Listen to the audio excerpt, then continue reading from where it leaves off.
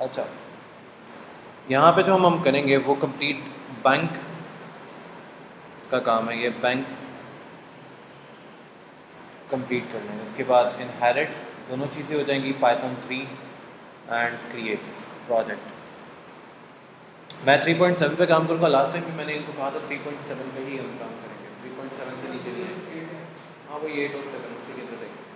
मैकिन्टॉश या लिनक्स इसके पास है, वो करेगा 3.7 पे, बाकी विंडोज़ वाले उसी पे जाएंगे कंप्लीट।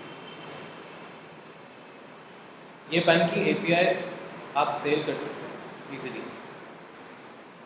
बनाने में it will take like 2 hours, लेकिन बहुत इजीली ये सेलेबल होती है। इस API को आप दुनिया में किसी भी जगह पे सेल कर सकते हैं।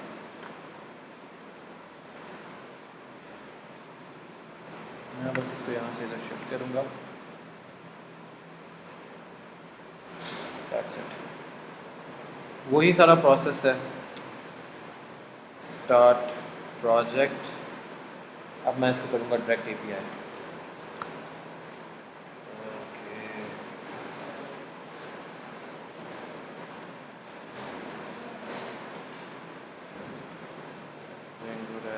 admin start project API cd API and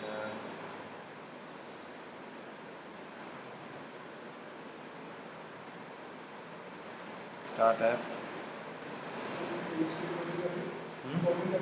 हाँ सर, रिकॉर्डिंग हो रही है, साथ साथ आप करते भी जाओ, क्योंकि अब इसमें एरर आना शुरू हो जाएंगे। स्टार्ट ऐप, ऐप का हम नाम रख लेते हैं API B। API B। अब इस API B और जो सारा काम होगा वो सिर्फ API B के मॉडल में होगा। यहाँ पे सिर्फ हम सेटिंग्स अब ऐड करेंगे। API B में हमारे पे यहाँ पे हम जो चीज़ ऐड करेंगे वो होगा सिंपल REST_ फ्रेमवर्क। इसको यहाँ पे बस ऐड करेंगे और यहाँ पे इसको मेक माइग्रेशन करवा देंगे बस।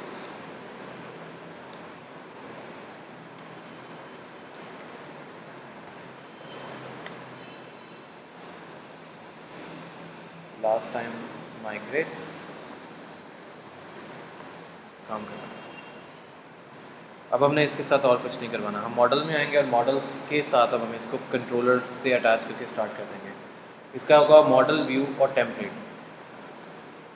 जैसे हमारे पास DB ऊपर बनी हुई है, हम DB को नहीं छेड़ेंगे, हम सिर्फ अब काम करेंगे फ्रॉम pegments.lexer इम्पोर्ट। लेक्सर से हमने इंपोर्ट क्या करना है, पेमेंट का गेटवे। पहला गेटवे होता है get_all लेक्सर, ये गेटवे 1 है। From pegments.style import get_all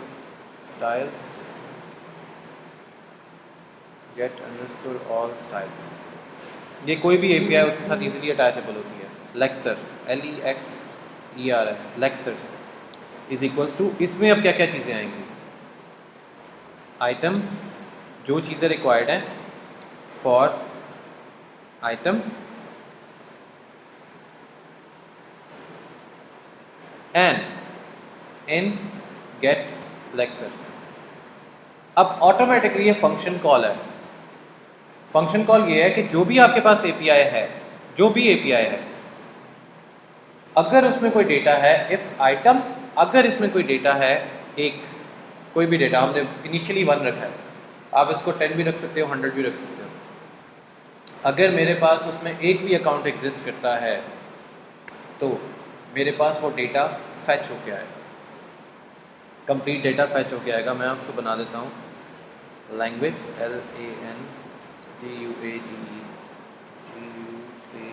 language _CHOICE choices. Language के उसके पास चॉइसेस आएंगी।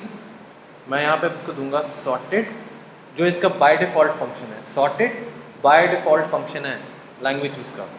वो आता है ना साइड पे ऊपर ब्राउज़र पे लिखा होता है लैंग्वेज चूज़ करो कोई भी, ये वो चीज़ है ऑटोमेटिक लैंग्वेज यूज सॉर्टेड। अब आप कहते हो कि आपके पास सॉर्टिंग का कोई क्राइटेरिया नहीं है, आपको नहीं पता कौन सा यूज़र कहाँ से आया। पहली ब्रैकेट जो स्क्वायर ब्रैकेट है वो यूज़र को आइडेंटिफाई करेगी, जो राउंड ब्रैकेट अब इसके अंदर है वो आइडेंटिफाई करेगी उसका रीजन कौन सा है। आइटम, आइटम मीन्स जिस रीजन से वो आया है। अब यहाँ पे यूज़र अगर करते हैं तो हमें प्रॉब्लम ये पड़ेगी कि यूज़र की एपीआई पहले कॉल हो जाती है, वो फिर हर दफ़ा यूज़र के पास आएगा। आइटम की जगह आप कुछ भी रख सकते हैं, की नेम है वो कुछ भी ऐड हो सकता है। आइटम हम इसमें से ऐड करते हैं कि इसमें अकाउंट नंबर जाता है, कंप्लीट अकाउंट नंबर आइटम में जाता है। आइटम सॉर्ट होगा उस किसकी बेस पे, दो चीज़ें हैं, या तो आप उसको रीजन वाइज बेस कर दो, रीजन वाइज सॉर्ट कर दो, दूसरा या आप उसको उसकी लैंग्वेज की प्रेफरेंस पे सॉर्ट कर दो। So it's up to your choice. अगर हमने लैंग्वेज की बेसिस पे करना है तो 1, अगर हमने रीजन की बेसिस पे करना है तो 0। दोनों चॉइसेस आपने उसको दे दी, कॉमा आइटम। अब जो आइटम आइडेंटिफाई होगा, अब जो आइडेंटिफाई होगा उसकी जो आइडेंटिफिकेशन है वो रिटर्न आइडेंटिफिकेशन होती है। रिटर्न का मतलब होता है कि वो डेटा किसी भी टाइम पे वापस आ सकता है, डेटा किसी भी टाइम पे वापस आ सकता है। And for item in lecture, जो ऊपर वाले लेक्चर्स में जो आइटम था, मतलब जो लैंग्वेज की उसने प्रेफरेंस सेलेक्ट की थी वो आ जाएगी लैंग्वेज प्रेफरेंस। और अगर वो अपनी लैंग्वेज प्रेफरेंस नहीं कर रहा तो उसका रीजन आ जाएगा, 0 for the reason, 1 for the language. And final call STYLE style underscore choices, जैसे वो करता है सैमसंग अपने करता है सॉर्टेड। अब स्टाइल आपने सॉर्ट करना है, सिंपल हो जाएगा ये वाला कि जो भी आइटम कॉल होगा स्टाइल के लिए उसी के अंदर से उसको गेट कर लो, जो कॉल हुआ ऊपर उसी में से उसको गेट कर लो, सिंपल। फॉर आइटम नहीं, वो आइटम डॉट यहाँ पे कह रहे हो, आइटम डॉट अगर आइटम कर देते हैं ना तो यहाँ पे ये चला जाएगा उसके पास, ये उसकी एज अ फील्ड बन जाएगा फिर। हाँ वो फिर फील्ड में चला जाएगा। इसको हम चेक कर रहे हैं इन बेसिस पे, इन बेसिस पे, इसी वजह से कॉमा है आइटम। अब इसके अंदर हमारे पास स्टाइल है ना, तो स्टाइल का एक लेक्चर होता है, या तो आप स्टाइल के लेक्चर में चेक कर लोगे। आप कहते हो नहीं स्टाइल के लेक्चर में चेक नहीं करना, हम क्या करते हैं, हम इसको एक और चीज़ दे देते हैं, गेट ऑल स्टाइल्स।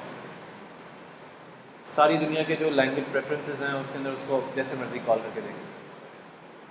एपीआई बनाने का तरीका ये होता है। अब इसके अंदर अगर सपोज करो कि आपके पास आ जाता है WhatsApp, WhatsApp is equals to WhatsApp for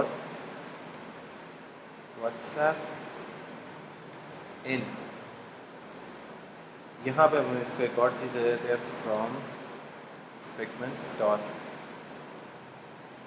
console get underscore all, या गेट ऑल की बजाय आप इसको दे दो कंसोल है ना, इसको हम दे देते हैं कोड्स पे, इन कोड्स। अब वो जो कोड्स होंगे वो डिपेंड करेंगे कि व्हाट्सएप का कोड उसमें है या नहीं है। हम यहाँ पे व्हाट्सएप की जैसे एपीआई ऐड करने लगे तो कोड ये बताएगा इन कोड्स इफ व्हाट्सएप, और यहाँ पे उसका लिंक आएगा जो व्हाट्सएप की एपीआई उसने खुद से बना के दी हुई है। व्हाट्सएप एपीआई हम यहाँ से गेट करते हैं,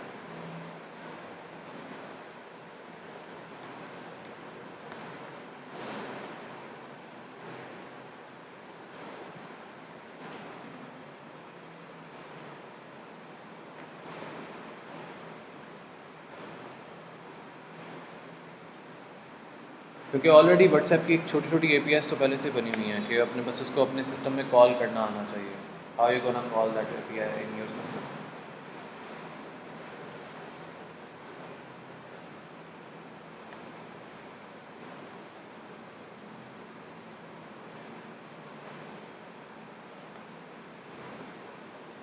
क्योंकि व्हाट्सएप की API किसी ना किसी कोड के अंदर होगी, तो वो कोड जब आप कॉल करोगे यहाँ पे, इसकी एक्चुअली पूरी URL ही आती है, तो वो ऑटोमेटिकली आपको एक फंक्शन दे जाएगा जो एक्चुअली आपको रिक्वायर्ड होगा।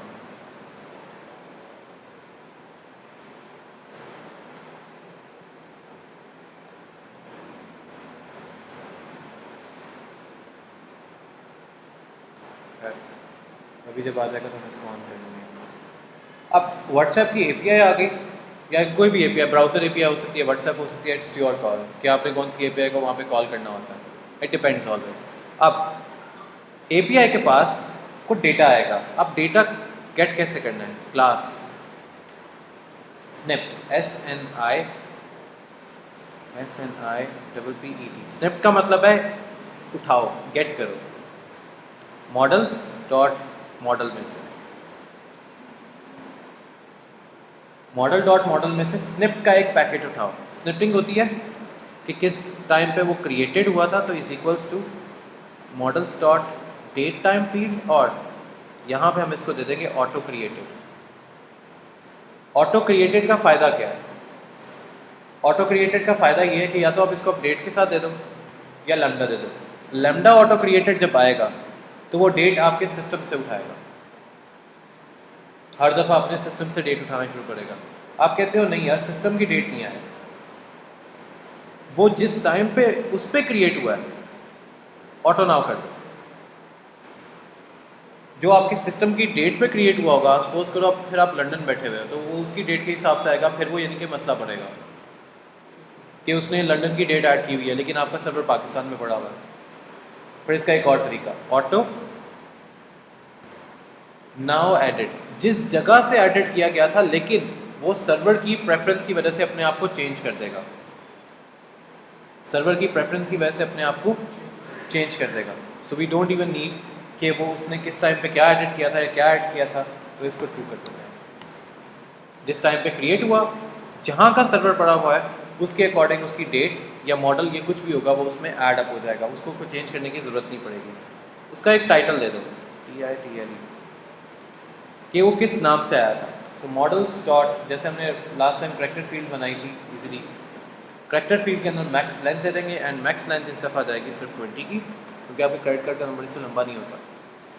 कोड जो हमने ऊपर रखा था, मॉडल डॉट टेक्स्ट फील्ड,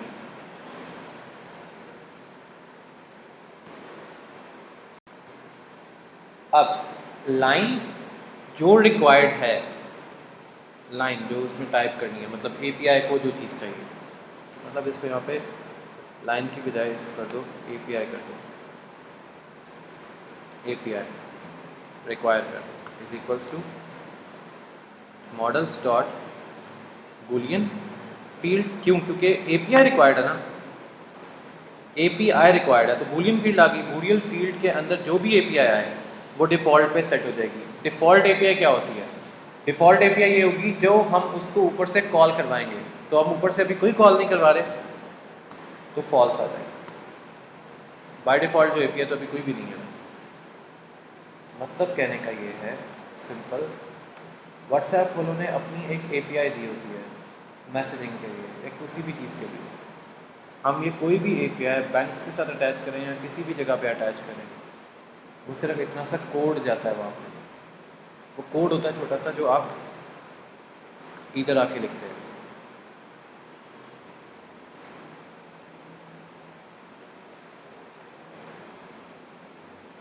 हम अब प्योर बैकएंड पे काम कर रहे हैं।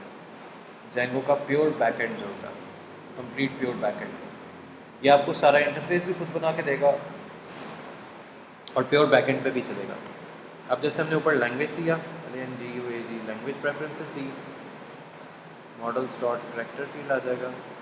अब इसमें लैंग्वेज प्रेफरेंसेस जो हैं उसकी 3 टाइप्स होती हैं। खैर इसमें से हम सिर्फ एक ही यूज़ करते हैं। हमने उसको दी थी लैंग्वेज प्रेफरेंस चॉइसेस में, और चॉइसेस में हम दे देंगे लैंग्वेज चॉइस। API में लैंग्वेज का ये काम है ना, आप सपोज करें कि आप रशिया में बैठे हुए हैं और आपको इंग्लिश नहीं पता, तो आपको रशियन चाहिए होगी, ऐसे ही है ना?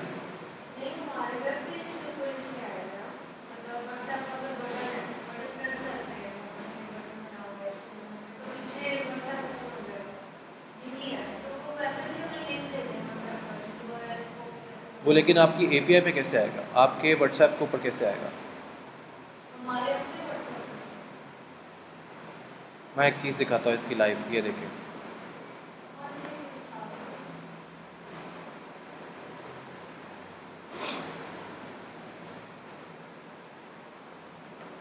ये वेब पेज है ना, जब मैं इस वेब पेज के ऊपर व्हाट्सएप को क्लिक करता हूँ ना, तो व्हाट्सएप का है तो बटन, लेकिन व्हाट्सएप की API कॉल होती है, व्हाट्सएप कॉल नहीं होता।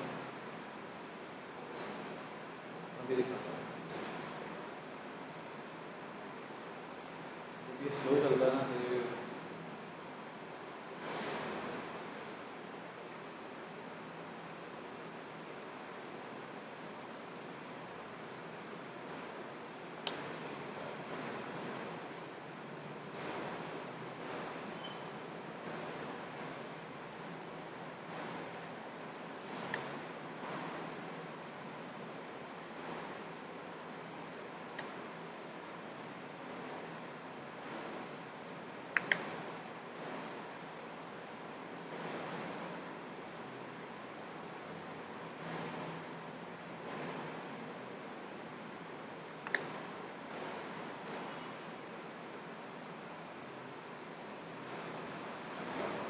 जब भी व्हाट्सएप की कोई भी API कॉल होती है ना, वो व्हाट्सएप को API के थ्रू ही कॉल करेगा।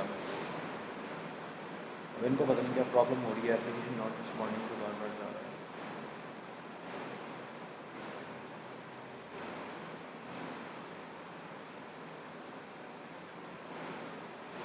API कॉल सिर्फ लैंग्वेज की प्रेफरेंस को नहीं चेक करती, वो आपका रीजन चेक करेगी, आपका देखेगी आपका सेलफोन है, ब्राउज़र है, या आप उस पर यूज़ कर रहे हो, टैबलेट पे यूज़ कर रहे हो, वो यहाँ पे आपको बताएगा कि आप किस स्टाइल चॉइसेस में क्या क्या कुछ आ रहा है। फिर स्टाइल चॉइसेस आपको लेके आएंगे, आपकी लैंग्वेज चॉइस क्या है, आपकी कौन सी लैंग्वेज थी, आप बात किस में कर रहे हो या किस पर नहीं। जैसे अगर आप विंडोज़ 10 इंस्टॉल करो और रीजन अगर आप पाकिस्तान सेलेक्ट कर दो, तो वो उर्दू में स्टार्ट कर देता है विंडोज़, वो इसी वजह से उर्दू में स्टार्ट करता है कि पीछे बैक पे API लिखी जाती है, और जो API लिखी होती है या जिस बंदे ने API लिखी हुई है, वो API ही वहाँ से आपको सिर्फ कॉल करवाता है।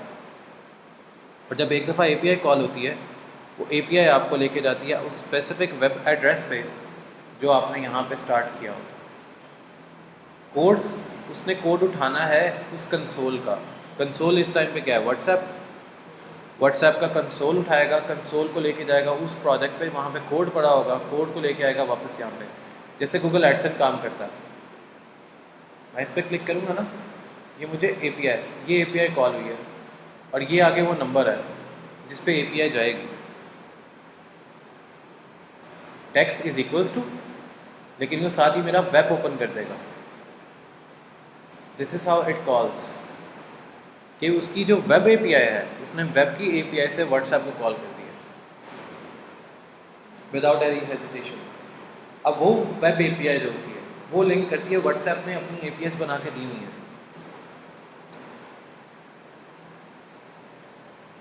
व्हाट्सएप की सारी अपनी APIs हैं, हम इस API को कॉल कर लें या खुद अपनी APIs बना लें, सारी चीज़ें आपस में मैटर करती हैं।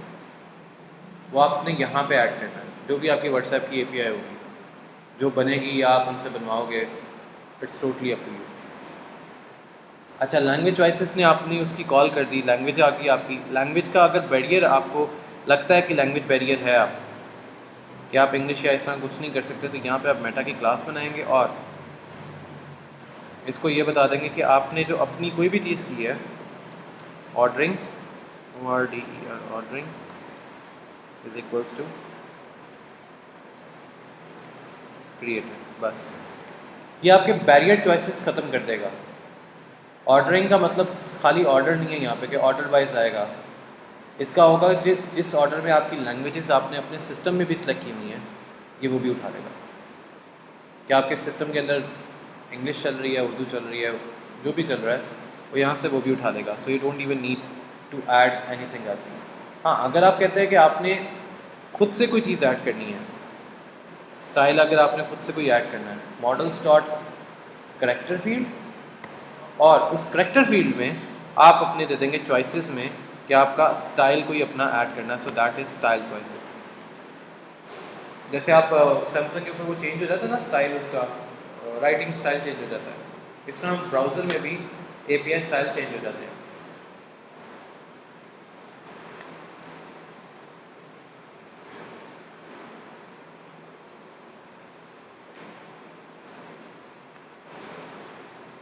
दोनों के स्टाइल अलग अलग होते हैं।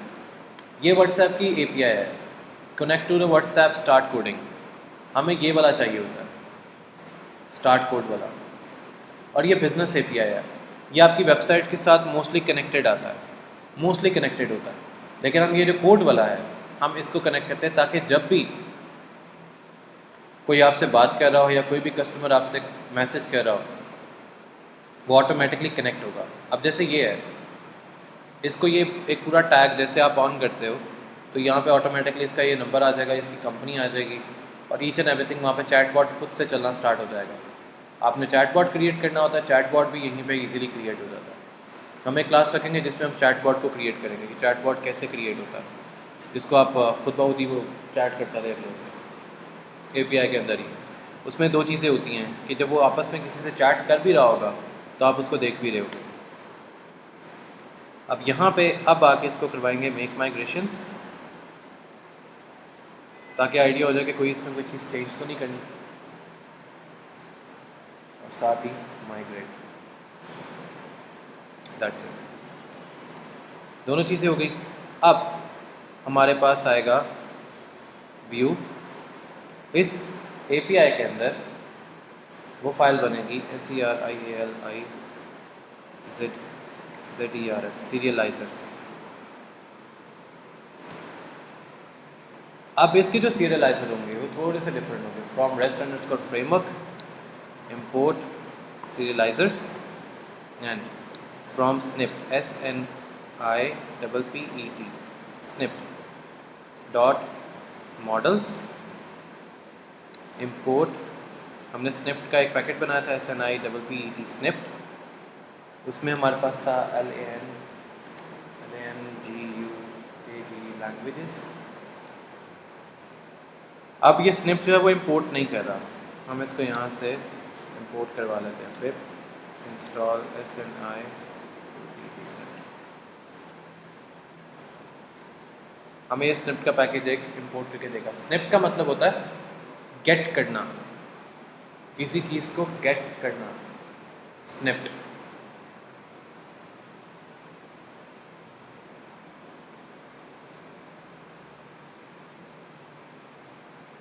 स्निप्ट से और भी बहुत से काम लिए जा सकते हैं, लेकिन हर दफ़ा स्निप्ट जो है वो डिपेंड करेगा कि आपने स्निप्ट से कौन सा काम लेना है, कौन सा नहीं।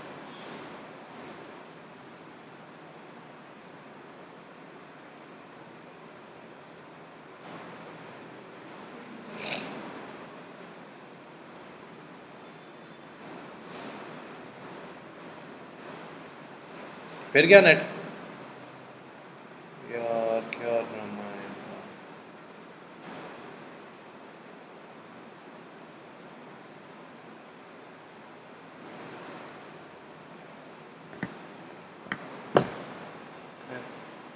तभी से इंस्टॉल होते होते इसने टाइम ले लिया, नेट ही नहीं है। अब नीचे से ही ऑफ हुआ। अच्छा, स्निप्ट का पैकेट आपको हर वो फैसिलिटी दे जाएगा जो यूज़ करते हैं। इसको और तरीका होता है, हमने यहाँ पे API B रखा है, आप इसको API B भी कर दो, क्योंकि आपके डेटा है ना इसमें। API B के मॉडल में आपके पास है स्निप्ट, तो आप सीरियलाइजर में API B कर दो, dot models import snippet and languages या language. So it always depend कि आपके पास कौन सा डेटा आ रहा है, कहाँ से आ रहा है। इसको ठीक करने के लिए हम यहाँ पे आएंगे, इधर आए, इधर हम इसको ऐड करेंगे API B dot apps dot API B configuration.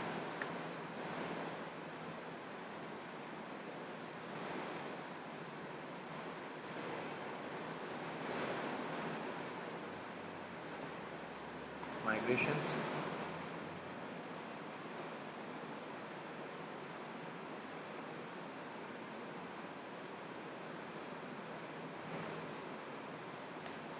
अच्छा व्हाट्सएप में हमने कुछ लिखा नहीं है, व्हाट्सएप में कुछ अभी है नहीं तो व्हाट्सएप को कमेंट कर देंगे।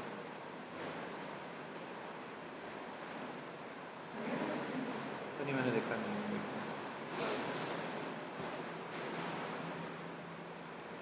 अब सी इसमें जो स्निप्ट है उसने खुद बहुत ही दे दिया कि इसके जो एट्रीब्यूट्स हैं, स्निप के स्टाइल के जो एट्रीब्यूट्स हैं वो कुछ और है।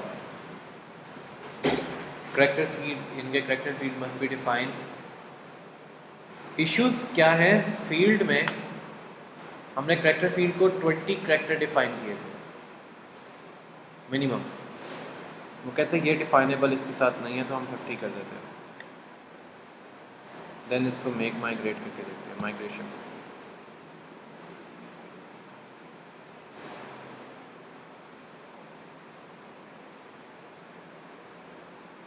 अगर ये स्टिल आता है देन हम फिर इसको चेंज करेंगे।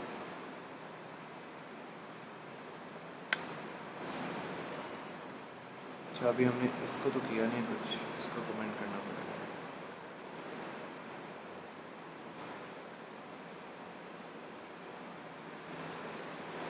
बैंक की एपीआई लिखना आसान है,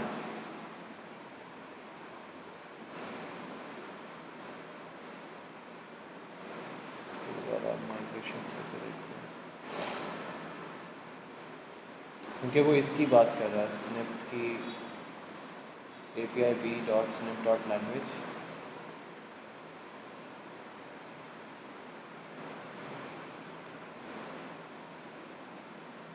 यहाँ से तो सारा सही है। अच्छा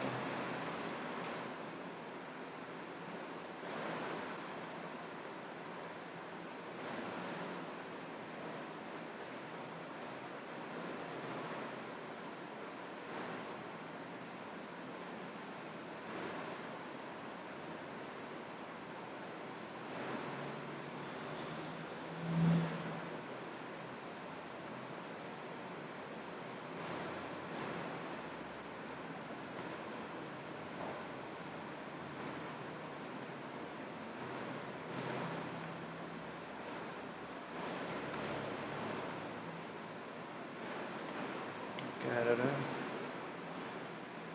snips.snip.language character field must be defined।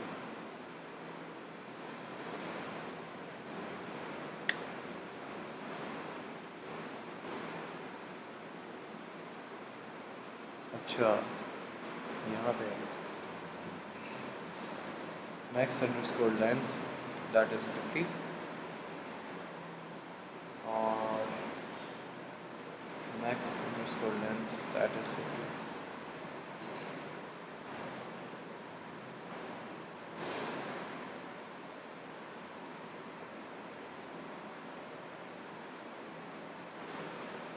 ये माइग्रेशन हो गई और अब माइग्रेट करवा देंगे।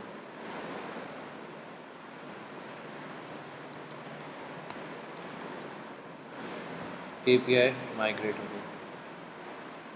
अब इसकी जो API माइग्रेट हुई है इसकी अब नई सेटिंग्स बन गई हैं सारी। यहाँ पे हमारे पास डिपेंडेंसीज आ जाएंगी सारी API व्हाट्सएप की, और अब इस फील्ड के अंदर बाकी सारा कुछ खुद ब खुद ही ऐड हो गया। सी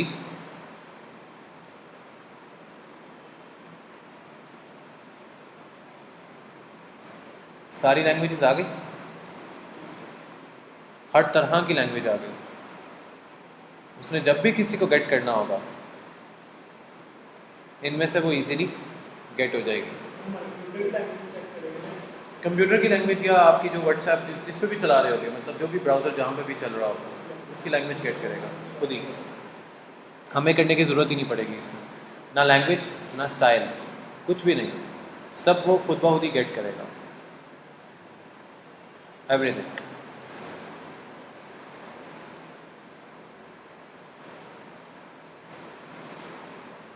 अब यहाँ पे काम करेंगे from snips SNIPPED snips dot हमने अब यहाँ से चीज़ें इंपोर्ट करनी है। स्निप्ट से हमारे पास क्या आएगा,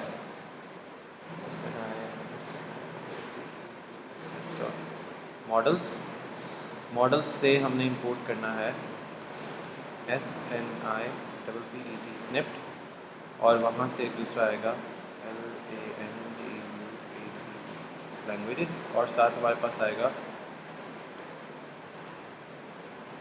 ट्राइसेस आ गया, और STYLE स्टाइल _CHO ICS ट्राइसेस आ गया। लेकिन अब ये गेट क्यों नहीं कर रहा, SNIPPET स्निप्ट।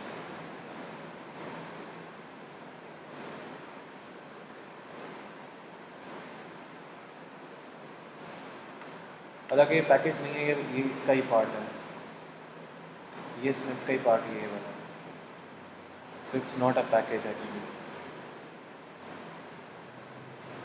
ये स्निप्ट का वो मॉडल है जो इसमें है, ये क्लास हमारे इसमें ऐड हो जाएगी। अच्छा, टेक्निकली यहाँ पे कोई एरर नहीं आ रहा, देखता हूँ अभी, ये वहाँ पे सजेस्ट शो कर रहा शायद। एक क्लास बनाऊँगा उस API को गेट करने के लिए, SNIPPET स्निप्ट CRILIZER सीरियलाइजर्स। हाँ, ये गेट हो रहा है, मतलब वो नीचे सिर्फ एक जस्ट वैसे ही शो कर रहा है, डॉट सीरियलाइजर। अब इस सीरियलाइजर में से मुझे क्या चीज़ डिमांड चाहिए, मुझे चाहिए उसकी एक स्पेसिफिक आईडी जो डेटाबेस में रही है, सीरियलाइजर्स डॉट उसकी आईडी, तो वो इंटीजर फील्ड में आएगी, INTER इंटीजर फील्ड उसकी आईडी आएगी, और उसको हम रखेंगे रीड ऑनली। रीड ऑनली पे उसको कह देंगे ये ट्रू है, सिर्फ रीड ऑनली ही उसकी आईडी लेगी। देन उसका नेम आएगा, अब डिपेंड करेगा कि उसका नेम किस में आ रहा है।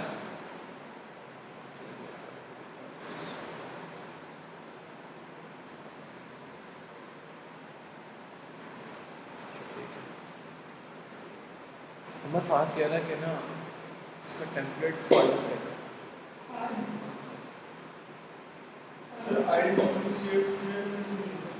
मैं बता देता हूँ, मैं इसको रिप्लाई कर दूँगा।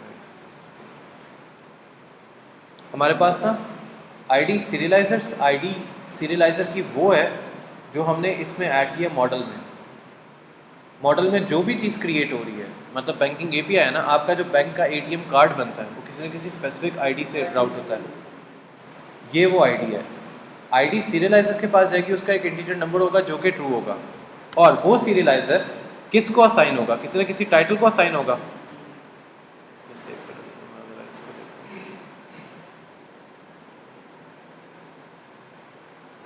वो कह रहा है कि अगर आपको $50 तक देख लो, अगर पड़ी हुई है कोई, ठीक है, ये मैं करके यहाँ पर आ जाता हूँ। टाइटल सीरियलाइजर में हमारे पास आएगा करेक्टर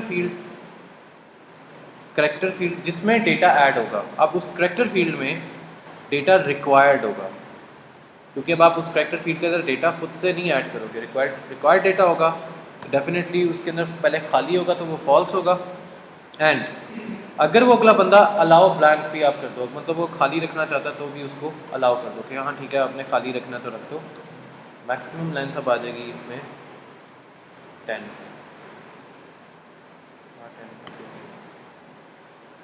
अब फैक्टराइजेशन होती है जिसमें कोड लिखा जाएगा।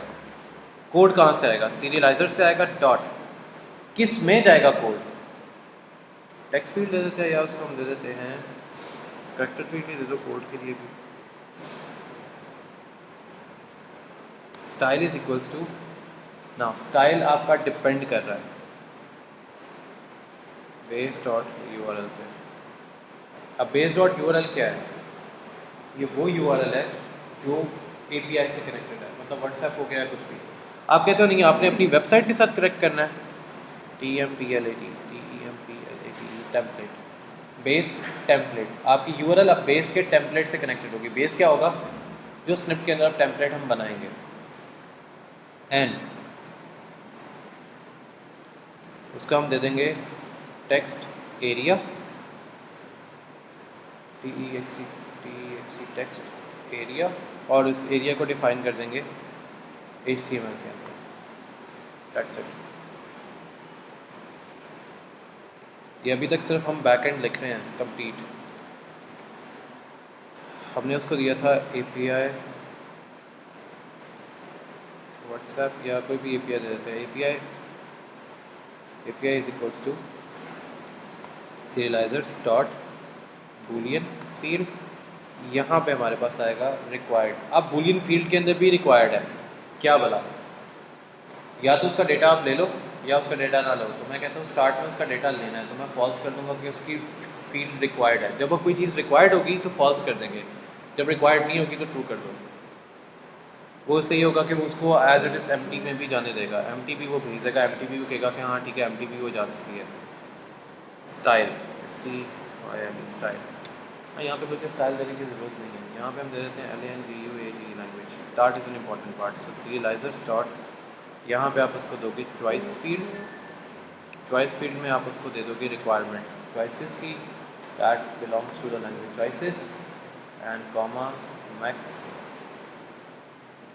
वेक्टर चॉइस फील्ड serializer ठीक है, ये दे दो। अब function create self validate underscore date, किस डेट पे वो वैलिडेट बना था। अब ये फंक्शन हम ओवरराइड करने लगे हैं, ओरिजिनल फंक्शन ओवरराइड होने लगा है। ये पाइथन का ओरिजिनल फंक्शन है रेस्ट API का, हम इसको ओवरराइड करने लगे हैं। उसकी रीज़न ये है कि हम अपनी मर्ज़ी से इसको चलाना चाहते हैं। मैं कहता हूँ रिटर्न करो स्निप्ट को, जो मेरे पास फंक्शन बना हुआ है बैक पे, मॉडल जो बना हुआ है वो, और उसमें से सब कुछ OBJECTS ऑब्जेक्ट, सारा कुछ जो उसका पार्ट है। आप कहते हो या आपका बैंक मैनेजर कहते नहीं कि मुझे सिर्फ वो चाहिए जो उस दिन क्रिएट हुआ था, आप ऐसे करते हो, जब वो क्रिएट हुआ था वो आ जाएगा। बैंक मैनेजर कहता है नहीं सब कुछ आना चाहिए, वो तो ऑल में आएगा। अगर जिस दिन क्रिएट हुआ तो ये बेस्ट है, डॉट क्रिएट वाला पार्ट। और पॉइंटर का कॉन्सेप्ट पता है ना, विच पॉइंट्स टू वैलिडेट डेट, जिस डेट पे वो अकाउंट बना था वो वैलिडिटी चेक हो जाएगी बस। लेकिन एक कोई बंदा आता है वो कहता है कि मुझे अपडेट भी चाहिए उस अकाउंट में, ऑटोमेटिकली आप सिर्फ अपडेट लिखोगे आपको ऊपर वाला फंक्शन ऑटोमेटिकली कॉल हो जाएगा। इसका अब ये फ़ायदा है, इंस्टेंस जिस डेट पे उसने अपनी API को ऐड करवाया था, वैलिडेट डेट जिस स्पेसिफिक डेट से वो आया था, और इसको रिटर्न करवा दो snip डॉट ऑब्जेक्ट्स डॉट, नहीं अब तो ऑल आएगा ना, अब तो उसके वो सारे अकाउंट्स आएंगे जो अपडेट हो चुके हैं। हाँ अगर वो कहता है कि वैलिडेट डेट के ऊपर जो वैलिडेट हो रहा था सिर्फ वो चाहिए, फिर यहाँ पे आप लगा दो वैलिडेट डेट, कि जो वैलिडेट हो चुका होगा सिर्फ वो आपको शो होगा वैलिडेशन। इसमें एक और मज़े की चीज़ भी है। अब वो मज़े की चीज़ क्या है कि सपोज करो कि आपको वो कहता है कि नहीं मुझे ये चीज़ें नहीं चाहिए, मुझे स्पेसिफिक एक डेटा चाहिए। कहते ओके ठीक है,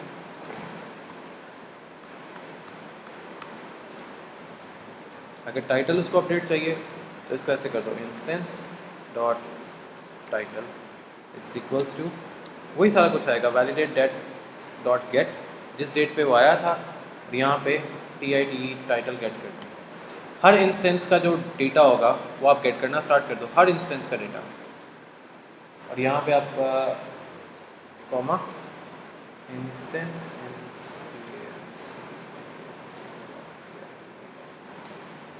इसी type instance dot code which is equals to validate date dot get, जिस पे वो आया था अंदर क्या जाएगा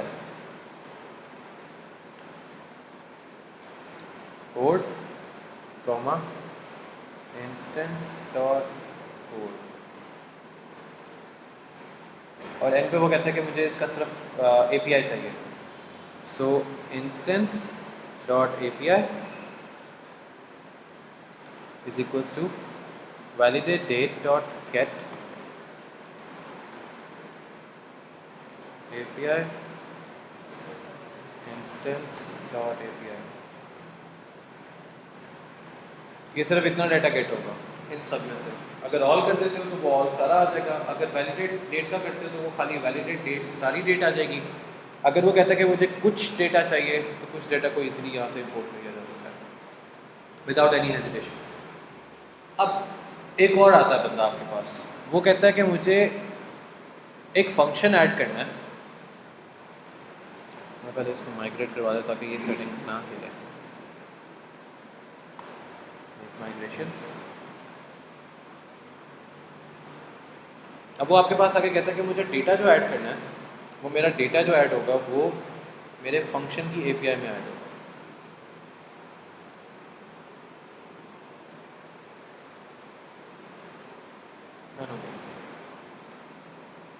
स्नैप्स के पैकेट बन गए, एपीआई क्रिएट हो गई, ठीक है।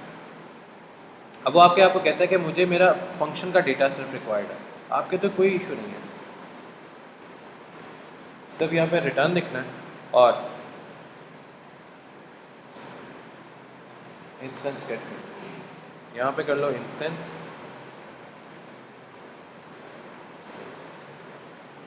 That's it. पूरा फंक्शन बनाने की ज़रूरत ही नहीं, सिर्फ रिटर्न कर दे उसको, गेट उसको सेव कर लो और साथ ही उसको गेट कर लो। अब फंक्शन कॉल कहाँ पे जाएगा? दो तरह की फंक्शन कॉल होती है। एक फंक्शन कॉल होती है कि डेटा ने कहाँ से आगे आना है, जैसे कि इसका व्यू है।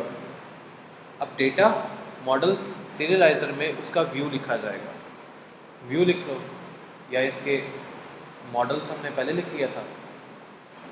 अब हम पहले यहाँ पे कर लेते हैं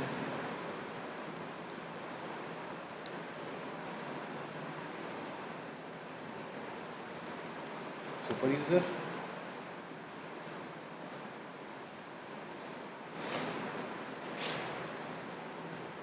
अब जो इसका सुपर यूज़र होगा ना, वो एडमिन होगा सर। पहले तो हम अपने नाम रखते रहे ना, अब नाम के अलावा कुछ नहीं आएगा, @admin.com।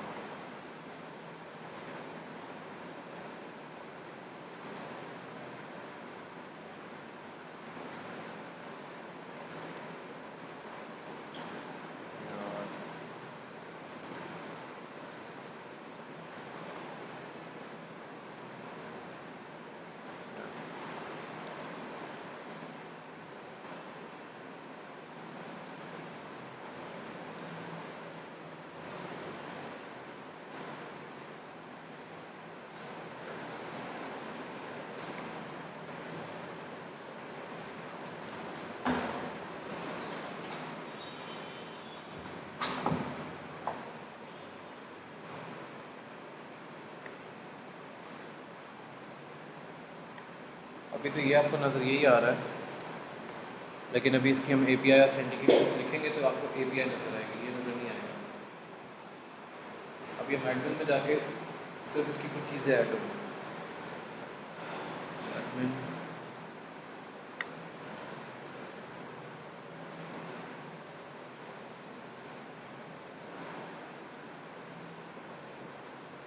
अभी इसमें जैसे लास्ट टाइम याद है कि इस पर क्लास बन जाती थी, मॉडल बन जाता था, अब इसका मॉडल नहीं आएगा इसमें। अब इसका जो मॉडल आएगा वो आपको एक सर्वर में ओपन होता हुआ नज़र आएगा, इसमें नहीं आएगा। अब सर्वर सेटिंग लिखने लगे हम, अब सारी की सारी सर्वर सेटिंग आने लगी कि सर्वर को कैसे सेट करना हो।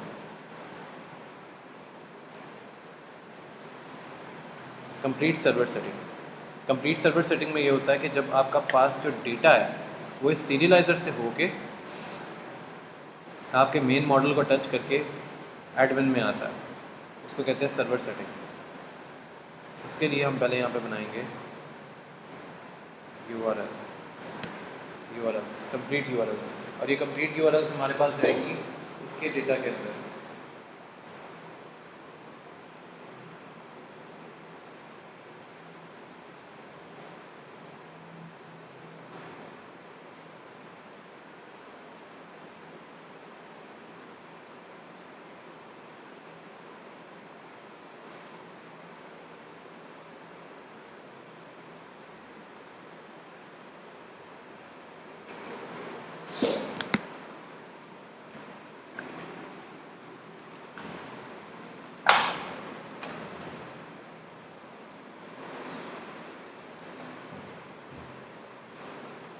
उम्र मुझे अपना अकाउंट नंबर ना दोबारा सेंड करो, अकाउंट नंबर सेंड कर दो।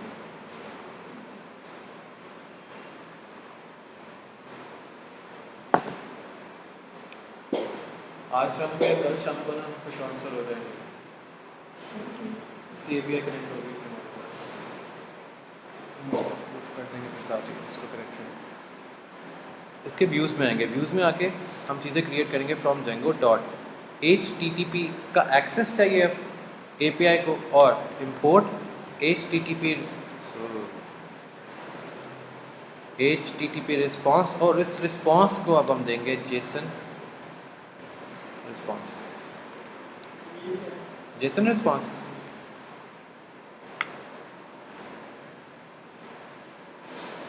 इंस्पेक्ट एलिमेंट इसी वजह से डिज़ाइन किए जाते हैं, इनमें क्यूरीज जाती हैं। क्यूरीज, उस क्यूरी से आप किसी का भी व्हाट्सएप हैक कर सकते हैं, अटैच ना हो सके। जेसन रिस्पॉन्स ये काम करता है, हैकिंग को रोकने के। हम इसके जगह CSRF भी यूज़ करते हैं, तो डिपेंड करता है कि आपका जो CRF है, मतलब CRSF, वो भी एक क्यूरी में ही जाता है। मैं बता वही बल्कि ID कर लेते हैं, जेंगो डॉट व्यूज़। अब व्यूज़ में डेकोरेटर्स आ जाएंगे, डेकोरेटर्स में होगा वो डॉट CSRF, ये सिक्योरिटी के लिए होता है। इंपोर्ट करूँगा C व्यू मिडलवेयर, ये कंप्लीट मुझे मिडलवेयर देगा। अगर आप कहते हो कि आपने ये ऐड नहीं करना, ओके कोई बात नहीं, एक्सेम्प्ट कर कि जैसे ही सिक्योरिटी ब्रीच हो आपकी वेबसाइट लॉग आउट हो जाए, जैसे ही सिक्योरिटी ब्रीच हो। So from rest underscore framework dot parsers, parsers में इंपोर्ट करेंगे हम जेसन पार्सर, ये ऑपरेटिंग सिस्टम के लिए है। और फ्रॉम स्निप्स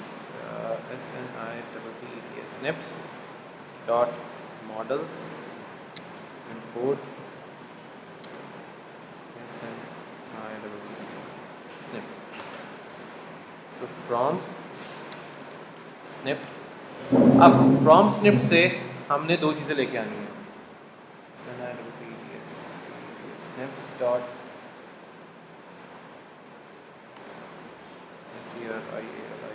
serializers, सीरियलाइजर्स से हम इंपोर्ट करेंगे डेटा। अब वो कौन सा डेटा था, snip snip serializers, serializers, that's it. इसको एक दफ़ा रन करके देख लेते हैं कि ये काम तो नहीं करेगा। मेक माइग्रेशंस पे मैंने देखिए वो आगे, मैंने आगे भी फॉरवर्ड कर दिया। यस, इट मीन्स कि इसमें कोई एरर नहीं है, और इसको माइग्रेट करके देख लेते हैं। Yes, it's working. क्योंकि अगर इसमें कोई एरर होता तो हमें यहाँ पे ये चलाना ही नहीं देना था इसमें। एक्चुअली ये एरर इस वजह से आ रहा है कि स्निप का बाय डिफ़ॉल्ट भी एक फ़ंक्शन है जो पाइथन में ऐड होता है, हमने उसके बाय डिफ़ॉल्ट फंक्शन को ख़त्म करके अपना फंक्शन इसमें ओवरराइड करवाया हुआ, इस वजह से वो एक रन कर रहा है। बाकी और इसमें कोई इशू नहीं है। अब हम यहाँ पे बनाएंगे कंपोनेंट CSRF एक्सेम्प्ट का। अब ये कंपोनेंट आपका डेटा सिक्योर करेगा दो वेज में। पहला, इस कंपोनेंट के पास एक डेटा जाता है जिसमें हम लिखते हैं क्लास, और इसमें आप क्लास बना दो कंपोनेंट डेटा की class, and that is serializers model dot models। एक तरीका ये है,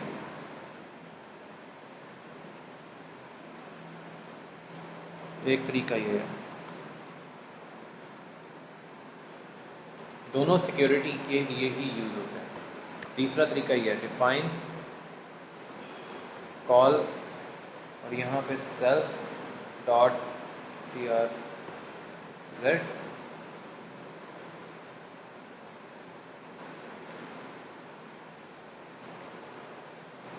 इसको आप ऐसे कर लेते हैं हम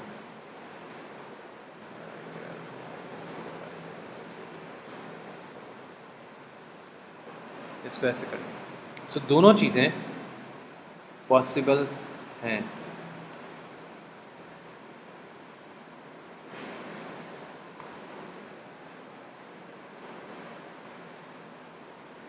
ये क्यों नहीं आ रहा?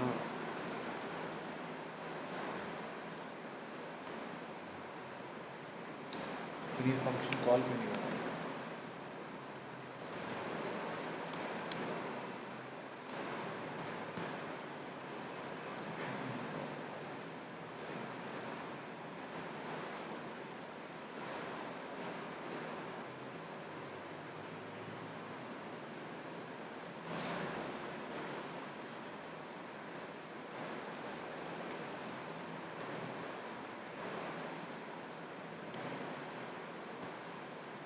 हम अलाउ होस्ट करेंगे और यहाँ पे मैं कर दूँगा URL से मेरा होस्ट जो है वो अलाउ हो जाएगा। That's the only way we can get the things done. और इसको एक दफ़ा माइग्रेट करवा के देखेंगे। ये ठीक है। अब इसमें स्निप्स का पैकेट आ गया, माइग्रेशन हो गई है और माइग्रेशन में हमारे पास वो डेटा आ गया जो हमें रिक्वायर्ड था। अब तो इसमें वापस आएंगे व्यू में और व्यू में अब ऐड करेंगे कंपोनेंट में CRF एग्जाम्प्ट को define snipped SNIPPET snipped underscore list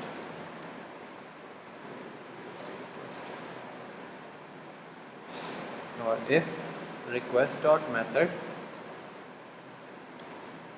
अगर उसकी रिक्वेस्ट का मेथड गेट है तो हमें SNIPPETs स्निप्स को असाइन कर दो snip dot object objects objects dot all that's it और serializers सीरियलाइज़र को हमें डेटा दे दो snip snip सीरियलाइज़र का और यहाँ से निकालना क्या है स्निप्स जो सारा डेटा स्निप्स में ऐड है जो सारा डेटा स्निप्स में ऐड हुआ हुआ वो दे दो और उसका रिलेशन बता दो मैनी टू मैनी हो गया is equals to true. And अब उस सीरियलाइज़र को सेव करना है। If serializer dot is underscore valid अगर तो वो वैलिड है तो सीरियलाइज़र्स डॉट सेव एंड इसको कर दो रिटर्न जेसन पार्सर या जेसन की रिस्पॉन्स कर दो। जेसन को रिस्पॉन्स बैक करो किसका सीरियलाइज़र का और उस सीरियलाइज़र से हमारे पास क्या आएगा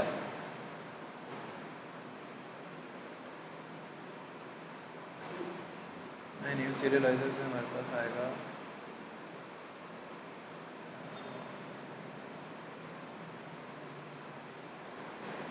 इस वैलिडेट कर दो। सीरियलाइज़र वैलिडेट करता है या नहीं करता डिपेंड करता है कि वैलिडेशन है या नहीं है। या इसको और कर देते हैं हम एक डेटा बना लेते हैं डेटा और उसको स्टेटस से देते हैं इज इक्वल्स टू 200 अगर सर्वर है तो सही है अदरवाइज़ उड़ा देगा। और यहाँ पे जेसन को दे देंगे जेसन रिस्पॉन्स अगेन सीरियलाइज़र को गेन देंगे एरर ERR और एरर सीरियलाइज़र डॉट ERR और एरर अगर तो वो एरर गेट करता है तो इसको स्टेटस दे देते हैं STATA स्टेटस 404 URL ही नहीं मिली। अच्छा इसको करके देखते हैं माइग्रेट साथ इसको मेक माइग्रेशंस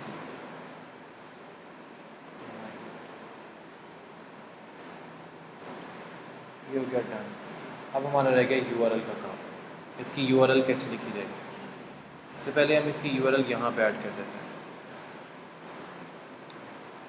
इंक्लूड मेरे पास आएगा यहाँ पे path API dash authentication dash include rest underscore framework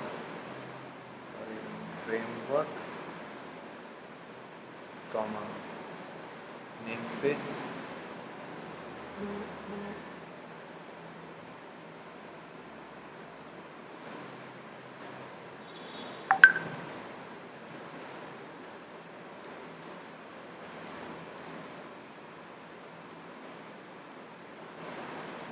rest underscore framework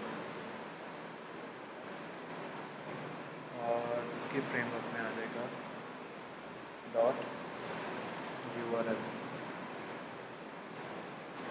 अब यही रीड होनी चाहिए क्योंकि अब हमारे पास ओपन फ्रेमवर्क नहीं आना चाहिए। अब इसका डेटा हम फिर वहाँ पे ऐड कर देते हैं। माइग्रेट में URL से आया तो सही।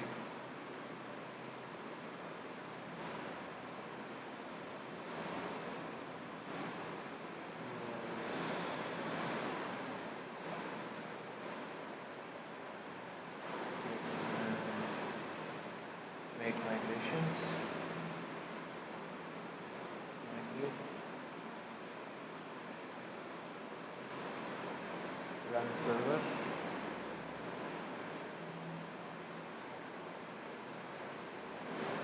अब हमें ये वाली URL मिलनी चाहिए। अभी इसकी URL में है कुछ नहीं दिखाने को, अभी ये खाली है, लेकिन हमें पुराना पेज नहीं ओपन होना चाहिए। यस, ये हमने उसको वहाँ से डिस्कनेक्ट कर दिया। अब जो हमें चीज़ नज़र आएगी API की सेटिंग्स जो कि मेरे उस पर चल रही है और उसका सारा एक्सेस।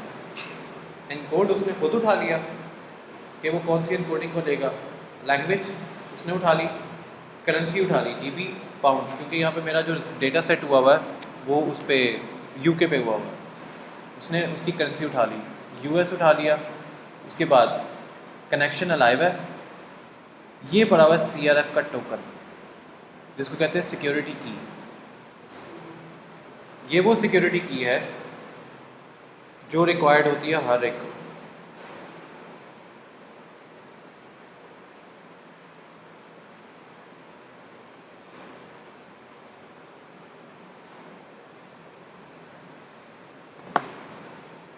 और हर इसकी की API की जो की होती है ये आपको रिक्वायर्ड होगी। ये सेशन आईडी होगा, ये सेशन आईडी आपके डेटाबेस के साथ कनेक्ट होता है। ये आपको सारी डेटा की इंफॉर्मेशन दे रहा होता है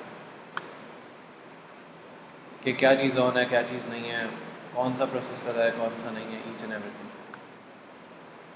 ये है आपका back page server complete, server side. Back पे आपका सर्वर कैसे काम कर रहा होता है, ये सर्वर साइड है। सर्वर की होस्टिंग या उसमें जो सारा डेटा है वो इसमें ऐड होता रहेगा।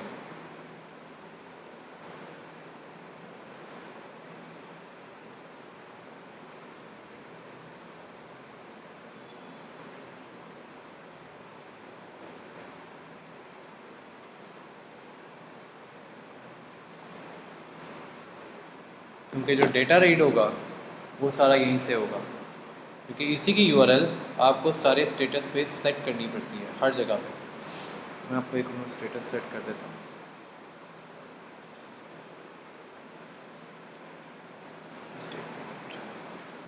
अच्छा, अब इसकी URLs हम ऐड करेंगे। इसको मैं यहाँ से करता हूँ स्टॉप। अब इसकी URL का पैटर्न ऐड होगा जो कि यूनिक पैटर्न होता है, Django .urls। अब इन URLs में इंपोर्ट करेंगे पाथ को, और ये पाथ हमें लेके जाएगा स्निप्स के packet SNIPPETS snips import views VIEWS views.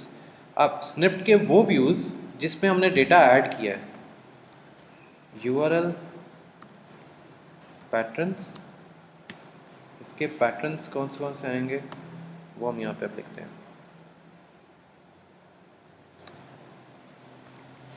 Path SNIPPETS snips के पैकेट जो हमारे पास यहाँ पे आए हैं, कहाँ से, व्यूज़, जो व्यूज़ उसके होंगे वो snipped SNIPPET snipped underscore list, ये सारे पैकेट लिस्ट वाले आएंगे। इसके बाद पाथ हम लिखेंगे जो इसकी ऑथेंटिकेशन में जाएगा। अस्सलाम वालेकुम। वालेकुम अस्सलाम। मैं ठीक हूँ। क्या हुआ? इट से हमने अब डेटा गेट करना है। कौन सा डेटा? डेटा आएगा हमारे पास स्निप्ड SNIPPET स्निप्ड या API, हमें एक्चुअली स्निप्ड को API कहते हैं। ये लिखने का तरीका है इंट उसकी की सिक्योर करने का तरीका ये है। That's how we gonna secure our data from a hacker. जब भी वो उसको हैकर को कॉल होगा वो ये प्राइमरी की के पास जाएगा जो व्यू दे रही होगी किसका, स्निप्ड लिस्ट का, कि इसमें जो डेटा है वो दे दो या इसको डिटेल दे दो, DATA details. It's up to you, it's your call कि उसको आपने कौन सा डेटा शो करवाना है। Every time you need to show anything वो इसको कॉल करना स्टार्ट कर देगा। शो यू हाउ माइग्रेट करवाना था।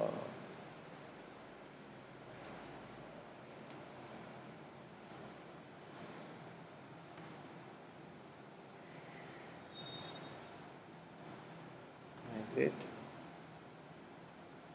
now, that's it।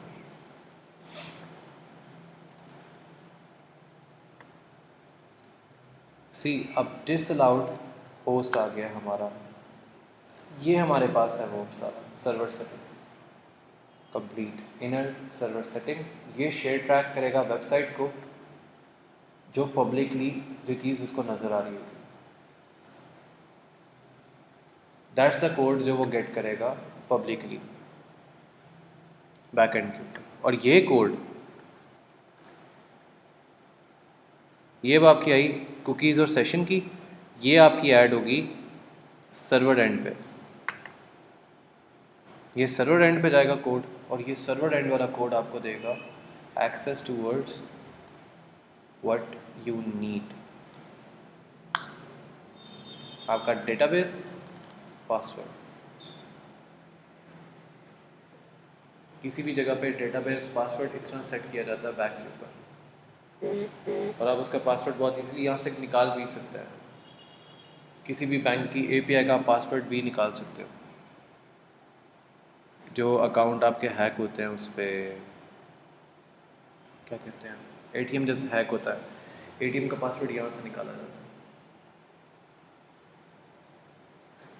इतना ही है कि हाँ इस तरह पासवर्ड नज़र आता है, इसको क्रैक कैसे किया जाता है वो एक अलग तरीका है। फ़ायदा बाद में मेमोरी आ जाऊँगा, ऐसी मैं एक हरकत करके देख चुका हूँ। ये तरीका होता है API को लिखने का। अब ये आपकी सारी लैंग्वेजेस प्रेफरेंसेस यहाँ पे सेट हो गई। हर मुल्क की लैंग्वेज इसने ऑटोमेटिकली अब गेट करनी है, इवन योर उर्दू लैंग्वेज भी।